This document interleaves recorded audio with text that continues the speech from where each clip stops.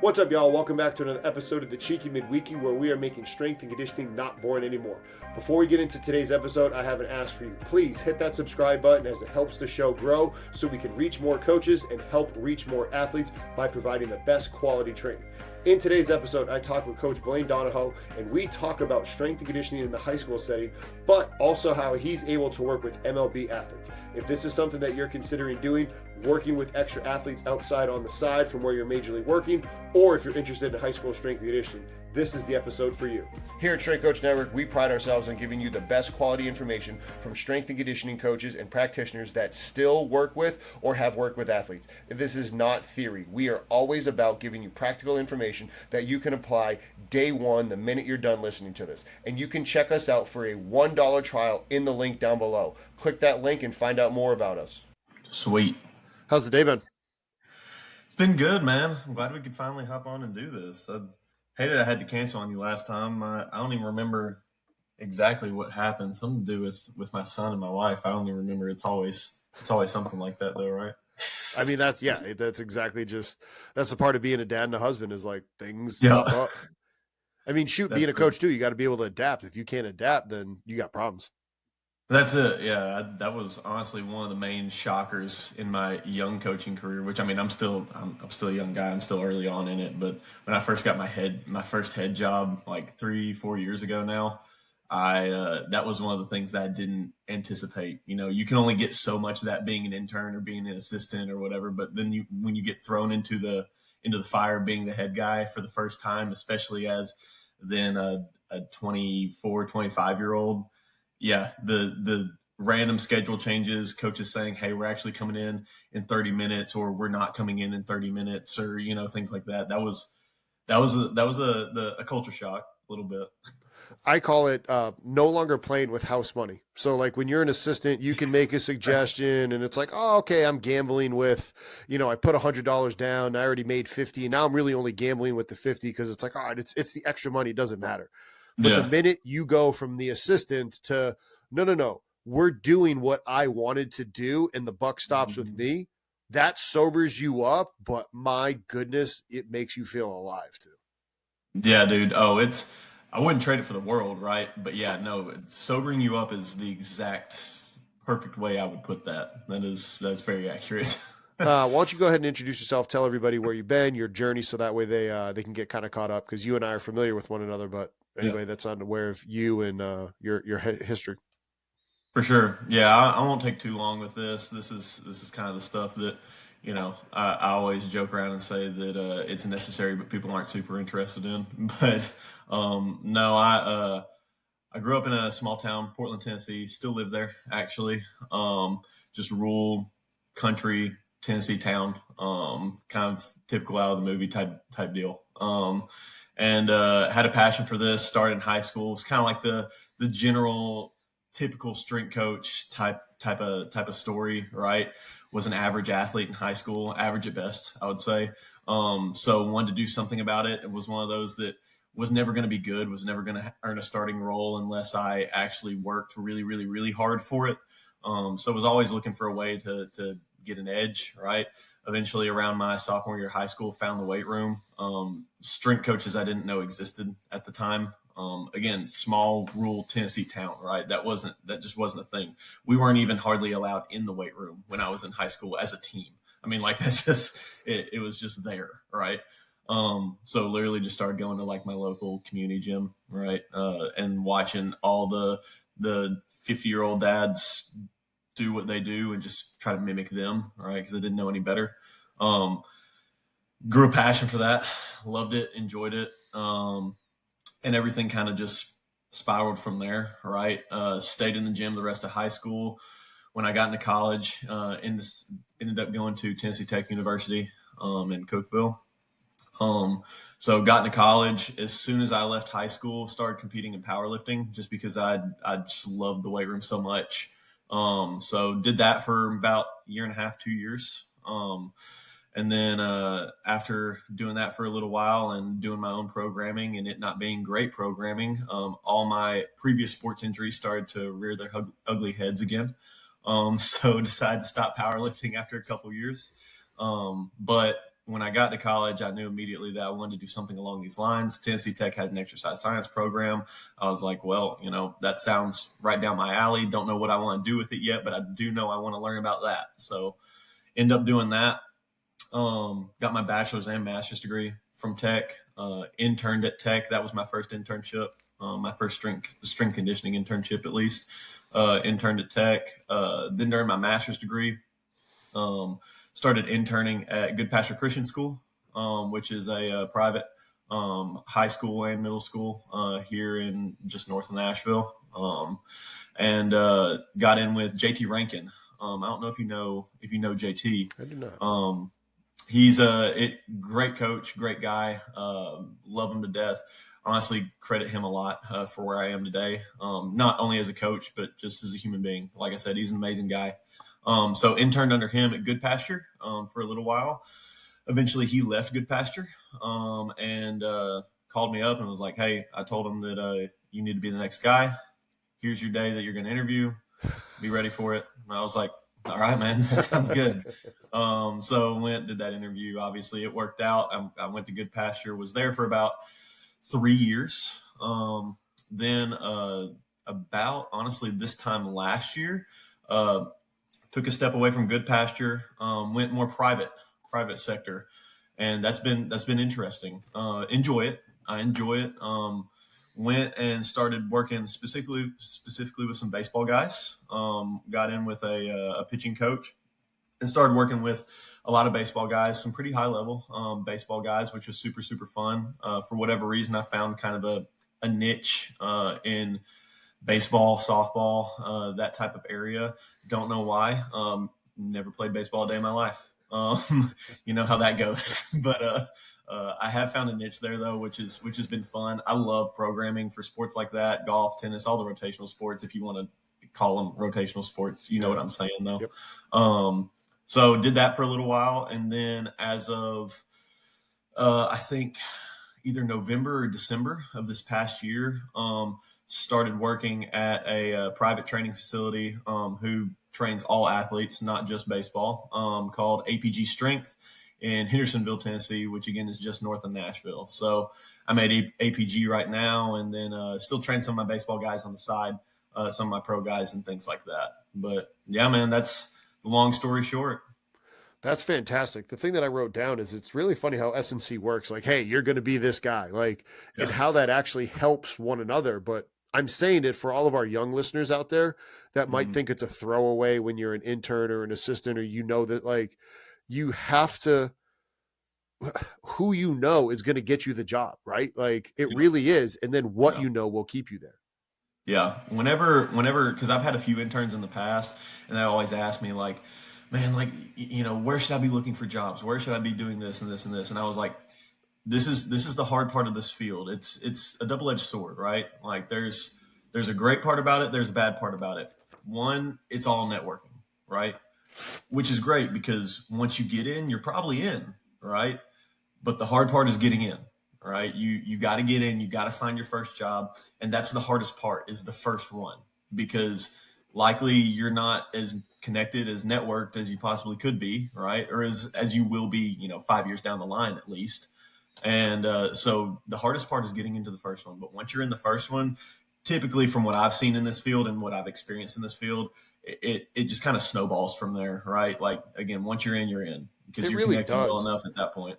It really does. And I've noticed too, from working in college at, Power 4 now, it was Power 5 back in the day, to FCS, to private sector, to now high school, like the problems are the same. The names change. That's about it. You got kids that don't want to do anything. You got kids that'll do anything. You're trying to move that middle third to do what they're supposed to do. Good training is still sprint, lift, jump, making sure that you're not doing overly only bilateral or only unilateral. Like the problems are the exact same. Dollars might have an extra zero or a decimal place, but that's really it. Yep. No, I completely agree. I mean, I didn't spend a ton of time in the collegiate setting. I only interned there. I knew after the internship I didn't want to stay in the collegiate setting, so I didn't spend a ton of time there. But I've spent now a decent amount of time in the private sector, definitely a decent amount of time in the high school setting. And I completely agree. The problems that I saw at Tennessee Tech interning there are the exact same as the problems I saw at Good Pasture. Vacations are meant for you to be outside doing things that you love and reconnecting with your family and your friends and recharging your battery. It is not meant for you to travel and listen to some coach talk in a conference hall and eat some food that you know really isn't the best thing that you want to be eating. Take back your vacations and do so with a Strength Coach Network annual membership. When you purchase an annual membership, you're going to get access to our course, Performance Coaching 101. In the subsequent years, it'll renew and you'll get access to 102 and 103.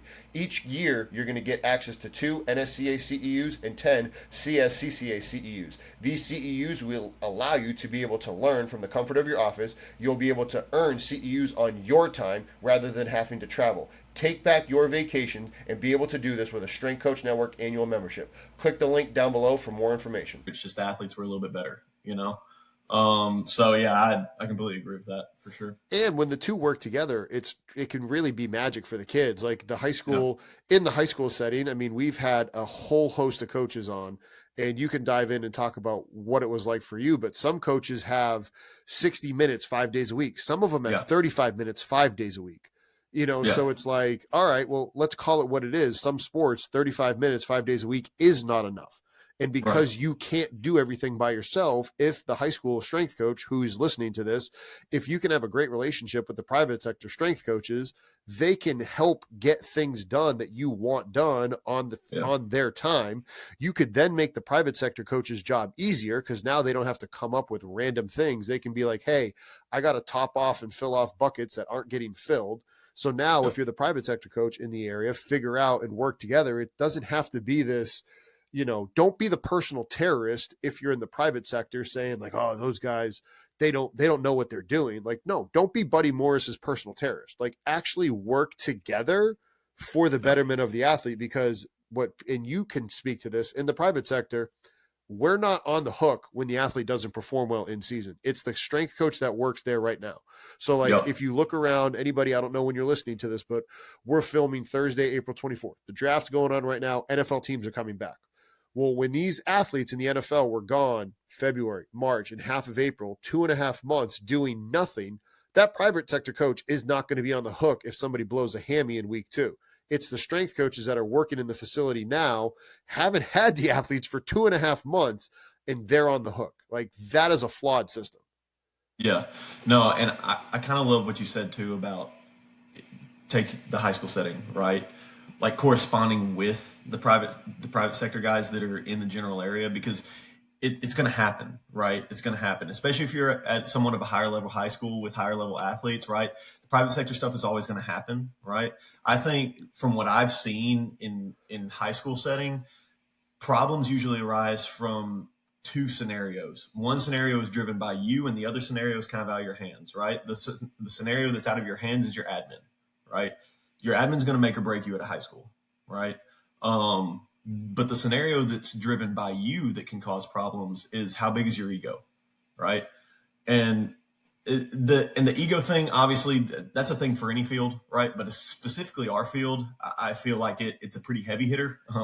We all kind of, for the most part, a lot of us like to be alphas, right?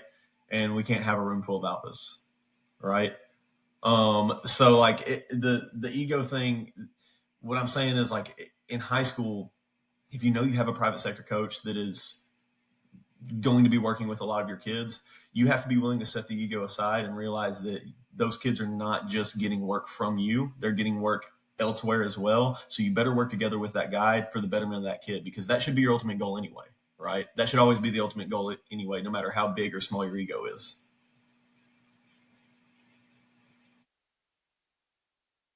Sorry, I put my mic on mute because I was blowing my nose. Oh no, you're good. The fact that, like, the minute it becomes anything besides what's best for the athlete, like, yeah, sure, we want to work at high levels because we do care about it, but you still have to serve the athlete. And the minute you stop caring about the athlete and serving the athlete is when it's almost like you probably should get out of the field. Because some of our guests have said things like, the minute you think you know everything, you should get out of the field. The minute that it's about you. And like, there was a coach that I work with at Towson, and I thought that this was one of the weirdest things ever. and maybe you can tell me that it's not, but I thought it was kind of narcissistic that he had a picture of himself on the sideline of the game. I'm like, that's just weird. Like, Yeah, why do no, you that's have a strange. picture of you on the Yeah, sideline at your desk? Like, now it's about you, not the athletes. yeah, 100%.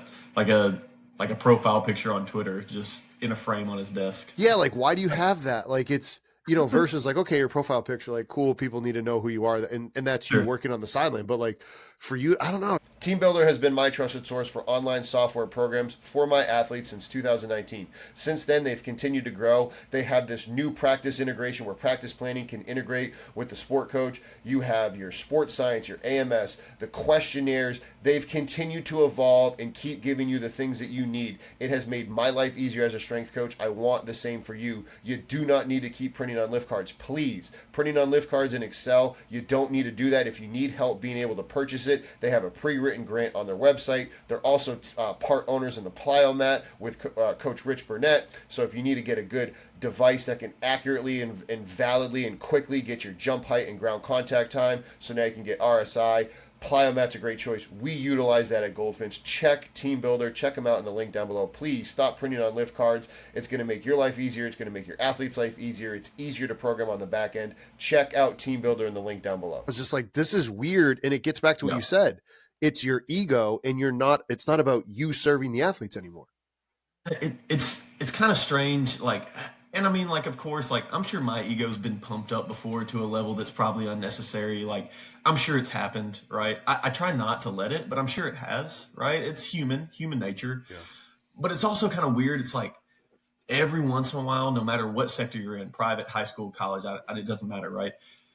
If we have a really, really, really gifted, talented, God-given athlete Amen. walk through our doors, and we train them for a week, a year, their whole career, whatever. Like, it's almost like when something like that happens and we see their performance on the field, it's like we create some type of ownership of something like that. And it's just like, hey man, like, that's great that you have this, incredible athlete that you're working with. And I'm sure you're probably helping, but the fact of the matter is they're going to be incredible with or without you. Oh, Like, that's just that's where the ego comes in. Like, you're not making them.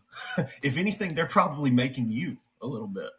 I Um, I couldn't believe I couldn't agree with you more. And so a buddy of mine at Iowa, Cody Myers, and I, we shared an office together, and we were as a staff, not just Cody and I, but me, DeMarco, Cody, Ray, and Doyle, somebody else. It might have been Weissman, but we're reading a book, and I think it was Captain's Class, which is a really good book. Anybody listening, for you, like, it's a good book, talking about different styles of leadership.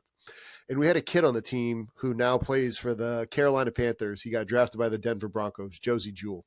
And Cody, in the meeting that we were having, because we would do like a continuing ed, read a chapter, read two, let's talk about it the next week, let's all learn, right? Because we have in-season time. And Cody was like, yeah, I mean, like, Josie's like, but we didn't make Josie. He's like, Josie was like, yeah, Cody didn't say it. He's not a believer, so he didn't say like he was God given, but like, it was implied it's God given. But what he did say is he's like, Josie's parents raised him right, and we get Josie after his parents raised him for 18 years, and then we get to put some fertilizer on it for 4 to 5, and like yeah, all we're doing is exposing what his parents had done for him. And like yep, Doyle was so mad, like that kind of like struck Doyle to the core, where it was like, wait a minute, we made him. It's like, and it was kind of awkward, but we're like, no, like yeah, Josie's parents made him. It was yeah, not us. Like, we got to reveal the fruit of Josie's parents and all the work that they poured into him, because at best we have 5 years. And when I worked yeah, at Towson, Rob Ambrose, the head football coach there, he goes, Justin, because he knew it was he and I, right? Like, he's head guy, I'm his right hand. He's like, mm, sometimes our job is kicking the apple as far from the tree. So like, but he mm, essentially wasn't saying that we're responsible for their success. It's yeah, sometimes mom and dad did a great job and we just live into it. And sometimes we have to try to help that kid undo what mom and dad did. But either way, mm, 18 years versus 5, like, right, you know what I mean? right, right. No, I completely agree. I mean, I've been super blessed, super fortunate to work with some pretty high level guys, right? Specifically in the baseball realm. Like, I've got, I think last season I had 5 pro guys that I got to work with, and which is amazing. Super, super humbled by it, extremely blessed by it. Every single one of those guys would be pro guys with or without me, right? It's just the way it is. And like I always kind of stress that to them too. Now I have a great relationship with all those guys. I'm literally flying out in 3 weeks to go see one of them play in California. Like I have a great relationship with them all and love them all. But the fact of the matter is, like, it's like you said, I'm just trying to put a little bit of fertilizer on them to give them a slight little edge that they're not currently getting, but they're still pro level baseball players. Like their their success is only going to be very, very partly because of me. I'd say maybe 5%, because it's just like they're already at the level that they are. They're all early to mid 20s. They're kind of in their athletic peak, I guess you could say, at this point. All I'm trying to do is make sure all the things they can already do are done to 110% of their capability, right? But even if they weren't with me, those things that they are able to do, they would still be able to do. It just may not be to the 110th percent. You know what I mean? Well, let's also not forget the fact that, like, we can't force anybody to do anything. Like, yeah, people we have to try to change their heart to get them to want to do the thing, so that way they can take the action. Hawken Dynamics is my preferred choice for force plates and for handheld dynamometers. Made in the USA, up in Maine, I have been using them since 2020 when I was at Towson University. Still use them at Goldfinch today, and I brought the plates to the high school that I've trained at. We will use the plates and transport them when we train athletes at the many different high schools that we currently work at. As I said, they are a handheld dynamometer as well with the True Strength. You can assess athlete internal, external rotation, hip, AB, adduction, calf strength, hip, whatever you want to assess, you can do with the True Strength. It also has the ability to pair with the difference striking machine, so now you can see single strike, multiple strike. Check out Hawken Dynamics down in the link down below. And it all goes back to Scott Cochran had said it so long ago. You're already a Bentley. I'm just putting spinners on you. Like, yeah, everybody kind of threw shade at him, but it's come full circle, and he was right. Yeah, like he was right. If Scott Cochran's saying it, there's got to be something to it, right? Because I mean, look at the career that dude's had. I mean, if he has that mindset, then it's probably the right mindset. Amen to that.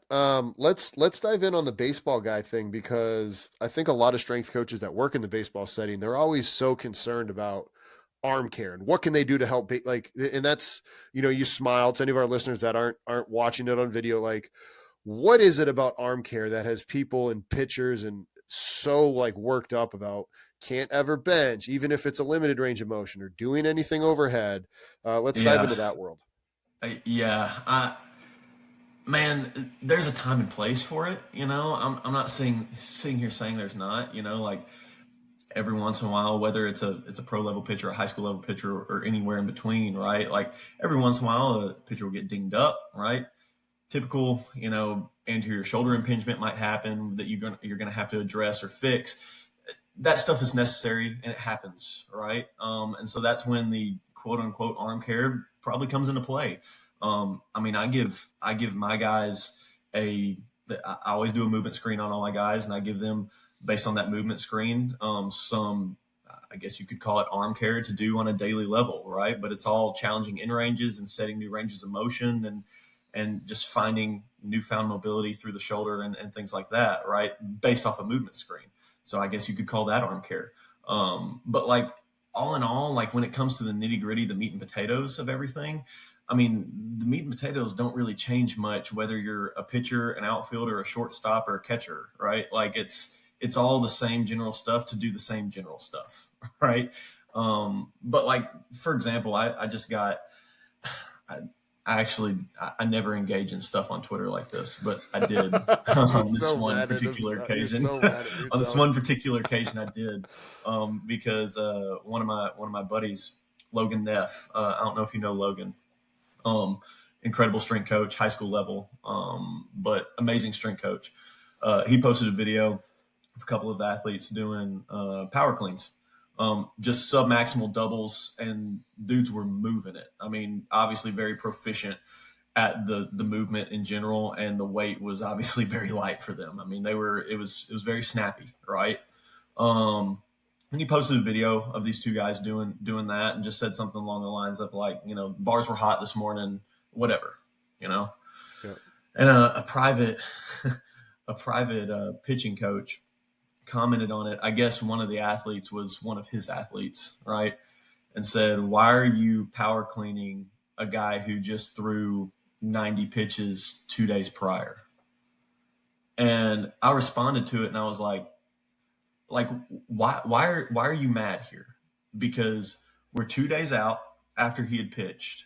This is probably the longest stint that he's going to have before his next start, with a much adequate recovery that he can have from his previous start.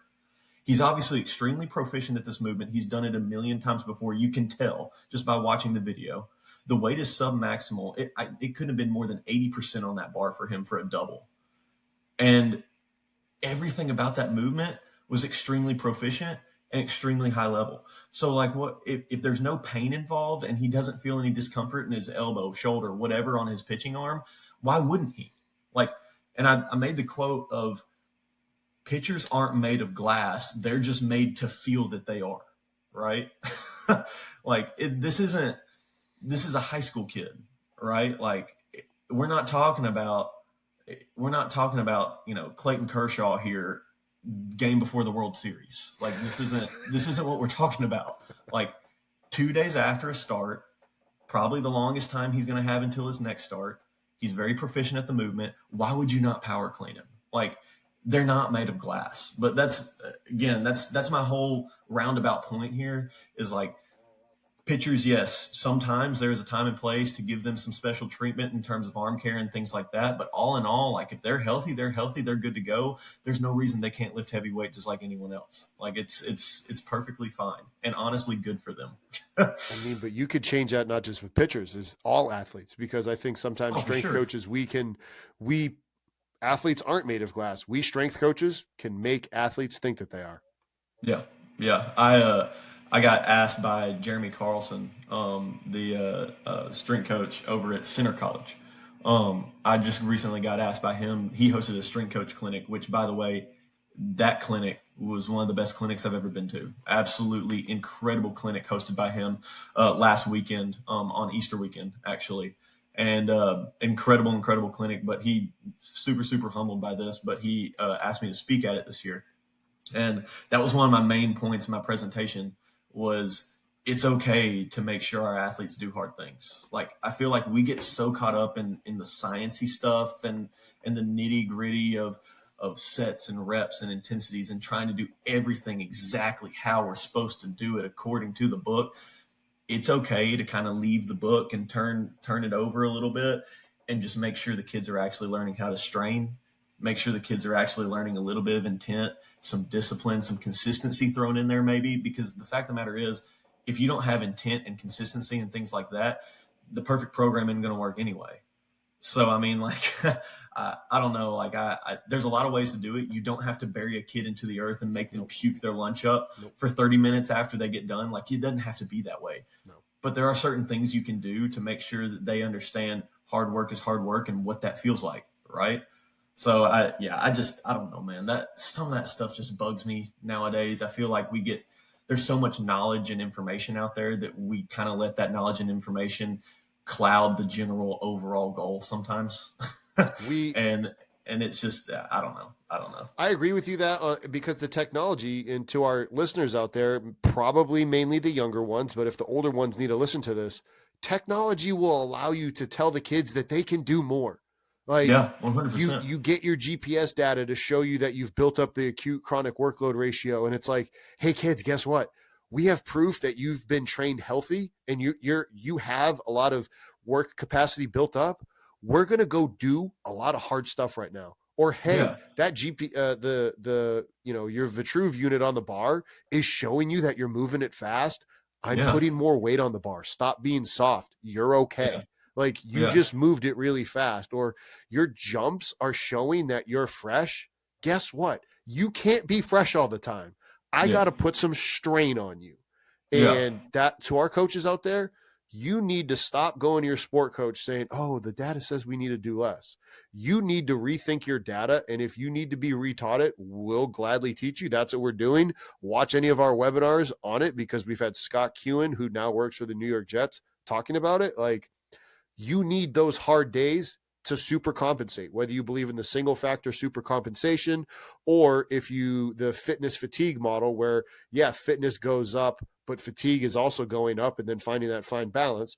Powerlift has been my choice for strength and conditioning equipment ever since I got into the field. Right now, I still have their racks, I have their barbells, I have their bumpers, specialty bars, and we have the IMTP device at Goldfinch, and it's been great for us because it's allowed us to free up the rack where we used to have to do the IMTPs. Now we use that IMTP device, roll it around. We've created more space. You have to check them out. Doesn't matter if in your college, high school, pro, tactical, or private, they have the ability to make whatever customizations and whatever adjustments you need. I was a part of the weight room that was the 32 brand new rack facility at Iowa football. You see what they did for TCU football. Doesn't matter how big, how small, whatever your customizations are, Powerlift is number one in the exercise equipment space for a reason. Check them out in the link down below. And if either of those two words, fitness fatigue model or the super compensation, is foreign to you, y'all need to go read Super Training. Y'all need to start diving into some of like the seminal texts that our field is built on.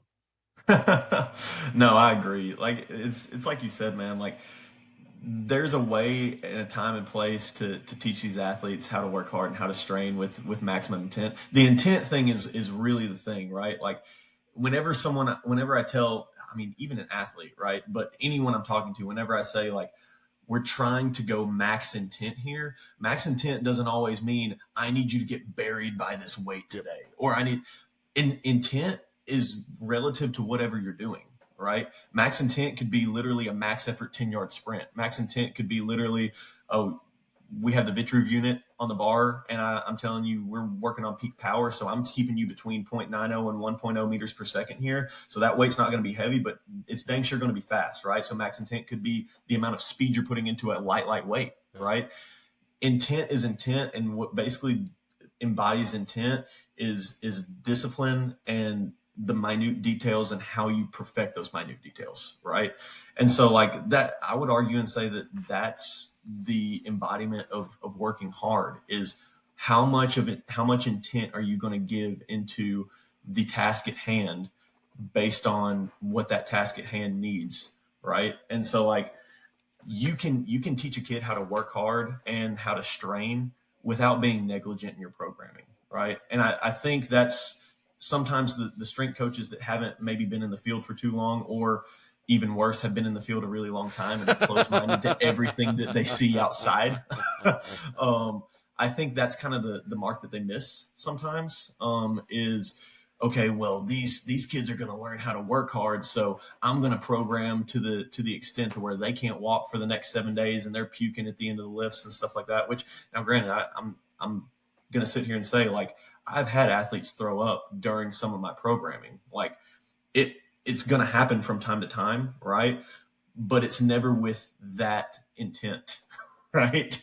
But it's, yeah, man, I don't know. There's a fine line between not doing enough for your athlete and never teaching them things like that, and then doing way too much on purpose to literally bury them into the earth, right? And we gotta find that gray area and stay there, because if there's anything I've learned with coaching like middle school athletes of today and stuff, they need to know and understand how some of that feels and how it's supposed to look, right? Because a lot of them don't. No, a lot of them just don't. No, they don't. And they need to know, like, and so to build off of what you said, like, I never understood this whole notion of like, okay, mat drills in football, mat drills are supposed to be like, and there was a sport coach is like, but you know, this is where they learn how to listen. It's like, no, here, like, pull on that thread.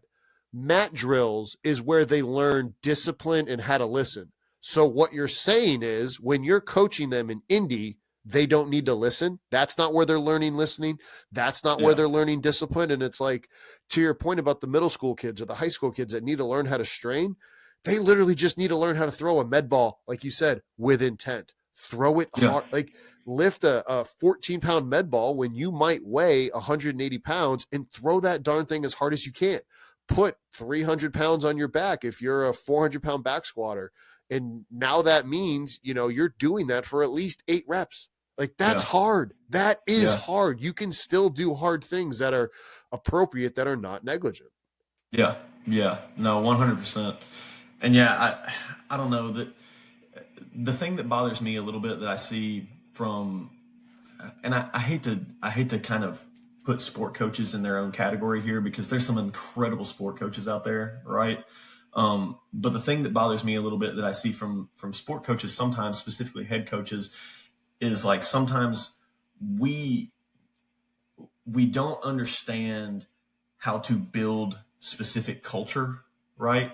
And they think that doing these extremely hard things like burying kids into the earth, these conditioning sessions that don't make any sense, right? The the stuff that are literally just there to destroy the athletes and make them hate their lives for a little while, right? Like they do these things for the sake of like the culture, right? And it's just like the culture, in my opinion, culture is an organic thing, right? It has to happen organically, right? That's not to say that these kids shouldn't be shown that this culture is going to be tough to withstand and uphold, right? There might be times where that needs to happen, but to me, a culture is a room full of intentional athletes who pay attention to every single detail, whether that's move a bar fast, move a heavy bar slow, move a sled fast or slow, or max intent sprint 10 yards or 40 yards, whatever it may be, right? It's a room full of athletes that know the task at hand and do that task individually as a team to the max intent possible, right? And that's the kind of culture you have to build. And I'm telling you right now, like destroying their bodies physically and destroying their minds mentally every single day is probably not the route to go. It's going to be more of, okay, you have to decide whether you're going to do this with max intent for the success of the team or not, right? And so like I don't know, like I always tell people, like, if your head sport coach is constantly talking and giving speeches daily, a couple times a week about culture, you probably don't have a good culture, right? Because the teams that I've experienced that have been highly successful and that have had very strong, healthy cultures, they never have to talk about culture because the culture's already there. It's in the air, right? Like everyone understands it. Everyone knows the standard. The only time it ever gets talked about is when there's a black sheep in the group that's not following the culture, and the athletes handle that. You know what I mean? Like the athletes are on that because, like I said, they're the black sheep. They stick out anyway.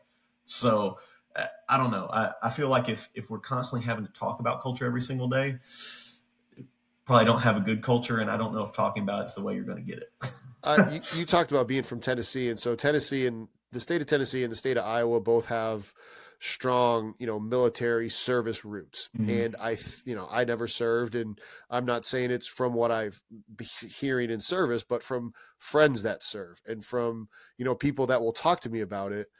I think the problem that so many sport coaches is they just see things in a video or they see a movie, and they never then pull on that thread and understand that what happens in buds or any selection when they're making it difficult, they're doing it to weed people out, not to make soldiers. And so it's Right. like okay, if that's how you're going to weed out those that you want to then invest time in to teach them how to be softball player, baseball player, football player, sure, but that's not the legal way that you're allowed to recruit athletes. It is how Mhm. you're legally allowed to recruit military operatives. And so Mhm. it's just like, I don't understand why, like, how did sport coaches fall short in, like, if you got as far as to know, like, well, this is what they do in the military, it's like, yes, but finish that sentence. Like, it's like when somebody tries to quote the Bible and they quote one verse and they completely forget the verse before and afterwards. Vitruve has been my choice for VBT for years now, not only because of the encoder and how well it works with the app, and you can film movements with the camera and get live variable feedback in real time if you so choose to on the app, but the fact of the amount of content they have been pushing out to help coaches better understand VBT. It's not only just to move the bar faster. You can be working on what's the appropriate load for high rep sets based off velocity velocity loss. You can be looking at velocity loss threshold between sets, in between reps. VBT is not just moving the bar fast. It's moving the bar fast with heavy weights. It's not just moving lightweight fast. And Vitruve has been at the forefront educating coaches on VBT and how to do it the right way. Check them out in the link down below. It's like zero context. Yeah, it's like, well, you're missing something. Like, you know what I mean? Yeah. Yeah, no, I completely agree. The Bible reference made me laugh there because I've used that one myself quite a few times. Right? It's I'm a very strong Christian, very strong in my faith, and that there's not many bigger pet peeves than that when it comes to, especially when it's on Facebook. Especially when it's on Facebook. Or like when people use the like, oh, the Jesus story about like the woman that gave her everything. They're like, see, that's what you got to do when you donate. It's like, read the verses before where Jesus was saying you corrupt religious leaders that rob widows of all of their last dime. Like, read the whole thing. 100%. I love that. For you, how do you come up with these new exercises? Because we talked about it on social media, and anybody that's not following my man Blaine, you got to follow him on X, because not only are you putting out great content of exercises that you athletes are doing, like shout out to Tony Villani's Stop 18s, your performance circuits, or even like that setup for training the hip flexors that you did, the Xerxer side bend. Like, where are you setting aside time? Like, all right, I got to come up with something, I gotta like figure out like, hey, this is my designated 2 hours set aside per week to create new exercises. Like, how are you coming up with that stuff? Man, I wish I could take credit for all of it, man. Like some of it is literally just from great coaches that I see doing certain variations of things and me just experimenting with it. And in my own experimentation, I tweak it here and there just a little bit. Like I'm not a mastermind. Like I'm really not. Yeah. I don't even deem myself extremely creative in this field, to be completely honest with you.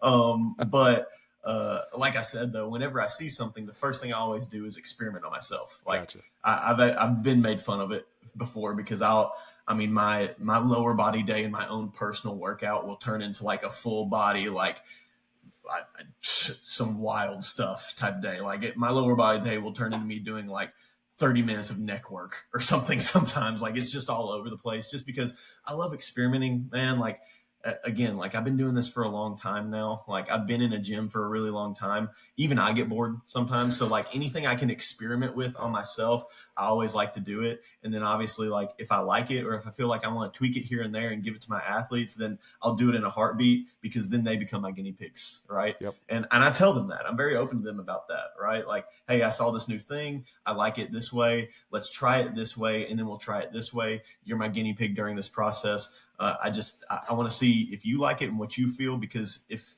you feel what I felt, then we're probably going to keep it in the program for a little while. But no, man, I really appreciate the kind words on everything in regards to X or Twitter or whatever.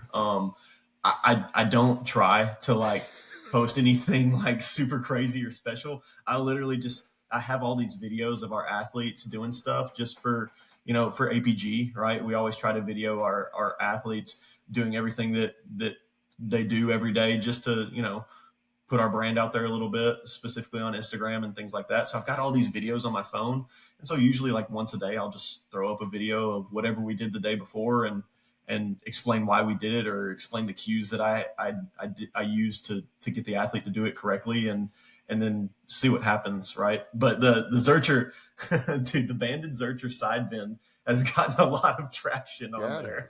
It's been kind of funny to see that. I didn't like some company even reached out to both of us and was like, come to us for your band needs. Yeah. Dude, it's so funny, man. Like, I mean, it's a very interesting looking movement, right? Yeah. But I love it. I mean, I think the coach that I initially saw do something like that, I can't remember his name, but like I think his account is like Unbridled Strength or something like that. Because I even said like in the caption of when I put that on X, I was like, I wish I could remember the coach that I initially saw do something like this, but I couldn't. And one guy actually tagged. He was like, I think this is who you're talking about. And I went to his page and I was like, yeah, I think that's actually him. And then another guy actually said it was Stu McMillan. And I was like, I didn't see that from Stu McMillan, but he may have been the originator. I have no idea. Yeah. But no, like I don't know, man. Like I'm really, really big on spinal motion. Like I treasure spinal motion and the ability of the spine to move fluidly, right? I personally think that the spine is like a driver of athleticism. And if the spine has no flow, you're not going to have any flow. And athleticism is flow, in my opinion, right? You know, the good athletes make the hard things look easy. And in my opinion, flow is a good way to describe that, right? So I'm always looking for new ways to put the spine in certain ranges of motion, specifically lateral flexion, because dude, all the Dasher has completely changed the game for how I'm able to time my athletes, whether I'm doing ACL, max velo, or curvilinear running. Had the blues, had the blacks at Goldfinch. Now that I have the silvers, this has saved me so much time in setup, breakdown if I'm going from Ankeny to Huxley, or from Ankeny to the Nevada location, or Nevada to Huxley. Like wherever I got to go time athletes, it has made my ability to go from one place to another so much easier with the silvers. Strength coaches that have to go from one field to the other, or from the field to the court, this will help you save time. Now, in the spirit of saving time, you also have the ability to have an API interaction with TeamBuilder, so now you can see all the data on the back end. Seeing data on the back end, Dasher has a free app, a player profile app, that'll allow athletes to see their data. Over 6,000 coaches and athletes have done so. And if you want more than just the timing gates, if you check them out in the link down below, they have solutions to help you out with vertical jump, broad jump, RSI, all that. Check them out in the link down below. All the side bending stuff is always so hard for athletes to really understand and fully grasp. In my experience, that's been one of the hardest areas and situations to put athletes in an adequate manner. And so when I saw that one, I was like, like I'm going to experiment with that a little bit, kind of tweaked it here and there. And it's been one of the best ones that I've seen actually pull the athletes into full like lateral flexion without the hips having to compensate somewhere. So yeah, like I said, though, man, I wish I was the originator of all these things, but honestly, it's just other coaches' ideas that I like to tweak from time to time. I asked Vernon Griffith that one time on the podcast. I was like, bro, where do you come up with this stuff? Because like some of the things you come up with, like I was like, dude, how do you like where on earth did you come up with like, yeah, this is what we're gonna do? Yeah. No. Keep going. No, I was just gonna say, yeah, I think I'll probably post today something a little bit more spinal flow stuff, just because like I said, man, like that was another part of my presentation actually this past weekend at Jeremy's clinic. Like the spinal motion just goes so untapped. And I mean, like now granted, you know my background now, right? Like I have the baseball background and stuff. So like I some of that stuff's a little bit near and dear to my heart, more so than maybe coaches that haven't been in that realm before. But like every single athlete needs spinal movement, right? Like every single one. It doesn't have to be the quote unquote rotational athletes. Like if you're only doing rotational stuff and spinal stuff with your baseball guys, like you're missing the mark, man. So I like to throw a lot of spine centric movements into my programming, just because a lot of times, honestly, it puts athletes in these awkward situations that they don't really understand, or that feels weird. And honestly, that just tells me we need to do more of it, right? Because these situations and these circumstances that I'm putting their spine in are not necessarily strange, right? Like they're not unusual circumstances. It's just athletes aren't used to being in certain positions like that. And so that just tells me that, we probably need to train it, honestly. Yeah. How did this whole spinal thing get messed up so bad? Like I remember, man. Stu McGill is like, never move your spine ever. If your spine moves, like cancer's coming to your body. Yeah. Like how did this happen? Like, I don't know, dude. Where were the adults? Because back in the day, when all that came out, it was maybe 2012, 2013. Like I just got into the field. Where were the adults in strength and conditioning to be like, pipe down for a second? Because when you play sports, your spine moves. Where were they? They let us down. Yeah, they really did, man, because it's so weird. And I mean, like, I think a lot of it derived from, we were so focused back in the day, so focused on the heavy bilateral lifts, and the main focus that comes to coaching the heavy bilateral lifts is bracing, right? And like that's necessary, right? That's necessary. Don't hear me say that that's a problem, because it's not. But we were so focused on that for so long as a field. I think it kind of made the spine situation kind of take a back seat, because when you brace, obviously you emphasize neutral spine, neutral spine, neutral spine, Yep. which again is not the problem. But the problem is when you have a neutral spine in every single thing that you do, then it becomes a problem, Yep. right? Because eventually, and I mean, like, I'm kind of a poster child to this, to be completely honest with you, because like, again, when I was an athlete, spinal rotation, spinal movement was never really a problem of mine. Like I wasn't extremely like hypermobile or proficient at it by any means, but I was average, right? Like it wasn't a deficiency, right? Well, then I started powerlifting and doing things like that. And to be completely honest with you, just kind of set any type of athletic or spinal motion to the side. And dude, now like I'm getting back into sprinting and doing some plyo stuff in my own personal like programming. And dude, like I look like a freaking robot when I sprint now. Like I look like I'm a box on legs, right? I'm just like right here. Like I just can't move. And it's just like I'm literally a poster child to this. Yep. Like I'm trying to fix it myself. Yep. But like it can't just be bilateral lifting through the sagittal plane constantly. Like you have to have more than that. That stuff is necessary, and I use it on a weekly, sometimes daily basis, right? But like if you're also not training the spine to move here and here and here and here and all around here, like dude, like that's sport. Bro, we like, had an AT at Towson, and she was with women's basketball, and she was like, if a girl got hurt in her back, she's like, you have to brace your spine when you're, and it's like, you've never played a sport. You right. can't say that to an athlete. Like, just, right. Oh my gosh. It was like, right. Kelsey, come on, honey. Like, what are we doing? Yeah, but no, and then you know this, but like, dude, specifically like spinal flexion, people are terrified of it. Oh my god! Like, you see someone training like spinal flexion, dude. The second they like drop here, it's like, oh my god, like you're gonna bulge all your discs. Like it's like, dude, it's like a disease, right? Jeff, you're early. What's up, bro? What's up, Jeff? No, Jeff and I are filming a podcast at 9:30. He came on early. Nice. Oh, you should have just hopped in with us. We could have made this a round table. I know. But yeah, like the spinal engine thing, like I don't understand why people are so afraid of it. Yeah, I don't either. And I mean, like, you know, I don't know. I also have this theory that, you know, low back stuff is obviously kind of an epidemic right now. Like just a low back, not necessarily anything serious, but just a constant low back pain, specifically in athletes that have no business having low back pain, like 13-year-olds, right? I mean, it has become an epidemic. A lot of it is, in my opinion, just due to just the nature of sport today, just the constant travel club, AAU stuff, 25 games in a week type bullcrap, right?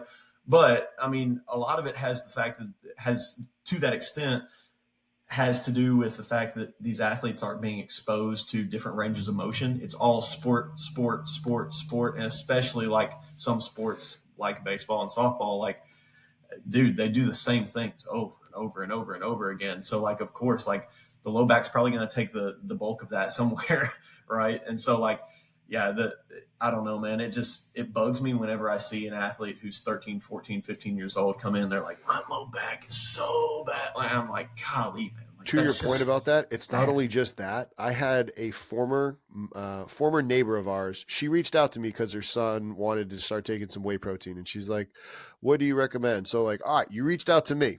Now I gave you some advice. And then I heard from my wife, who stayed in touch with them, that they drive an hour and a half both ways to take their kid 4 days a week to their soccer club. And so I was like, all right, you reached out to me. Now I'm allowed to give you my advice. And I can, like, again, with the Bible, like, I'm going to speak truth in love. I'm not going to be rude, but I was like, Lisa, he is doing a club soccer team is not going to be what gets him a scholarship.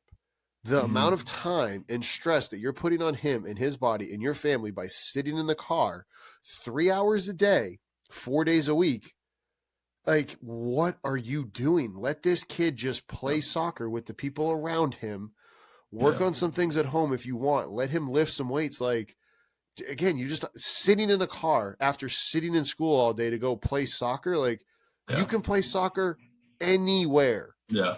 It's just sick. Like, parents, we got to get back to parenting. Yeah. And Yeah. sometimes that means saying no to your kid. Not, it doesn't mean that 100%. you don't love them. You Yeah. just say no. I know this is better for you. Yeah. I would argue and say that it means that you love them more. But no, I completely agree, man. Like kids don't play anymore. Like I think honestly kind of like my era was kind of like the end of or the at least like the last little stint that got pushed out here is like when I was growing up, like it was nothing for me to like have a group of friends after school or something like that, like go outside waiting for our mom or dad to pick us up from school and go play like 7-on-7 football or like 3v3 basketball or like King of the Hill, Bro, we like do it these in my random neighborhood. little My games. kids, the neighbors' Yeah, kids, we had 9 kids out front. Some were playing pickleball. Some were yeah, shooting the little like Nerf rocket thing in the air. yeah. Like they were playing cornhole, bro. No, Hmm. like that's coming back. And I'm going to make it Good. come back in our world because, like you said, like I get so mad. The number of Yeah, people that, what sports are they in? They're not. They're yeah. not in Like sports. it's He's not 7. man, it's There's just no like Mamba mentality at 7. yeah. There's not. There's not. It doesn't exist. It's Dude, fake. It's Fugazi. It's that's Fugazi. awesome. It's a Woozy. It's a Wazi. It's fake. Dude, it is. It's just so it's so sad, man. Because kids don't play, and like you see it, like whenever kids come into the gym and stuff, like I see it. Like I'll tell them we'll be doing a general warm up or something, and I'll be like, okay, well let's do power skips for height, something like that, right? Kids don't even know how to skip, not necessarily just for height, like just in general, Yeah. like they don't know how to skip pogo hops, like pogo hops get challenging. I'm like, whoa, like this is stuff that like you should just pick up without thinking. Yeah. Like, but it's just because kids don't play anymore. They do only their sport, right? They don't have any unorganized play. Like you got to go through a little bit of unorganized chaos. Like that teaches the body how to move and how to honestly adapt to things. Like that's sport, in my opinion. That's being an athlete. So yeah, we don't have enough of it anymore, man. Amen. Let's bring it back. Everybody that's listening to this, let your athletes play. Obviously, like Blaine said, continue to do good things, have good intent, set your culture, make sure you understand that it's not about you. Let your ego go and set some free play for the athletes, especially if you're a parent listening to this. Let your athletes play, let your kids play. Blaine, I appreciate you talking with me for the last hour, bro. I really appreciate you too, man. Again, humbled, blessed, extremely honored to for you to ask me to come on here, man. I do have to give a little credit to my group chat, man. The sack. The NN group chat, Mr. Nelson. That is my group chat. That is honestly the reason that I'm on here because old Ross Garner, you know him well. He is in that group chat, and we're a tight knit group, man. And we talk daily. So I have to give them some credit on this one. That's fantastic. You have a great rest of your day, bro. All right, you too, man. Thanks for watching that video. If you enjoyed it, click right here for videos just like that, and make sure you click here to subscribe to our channel. Have a great rest of your day.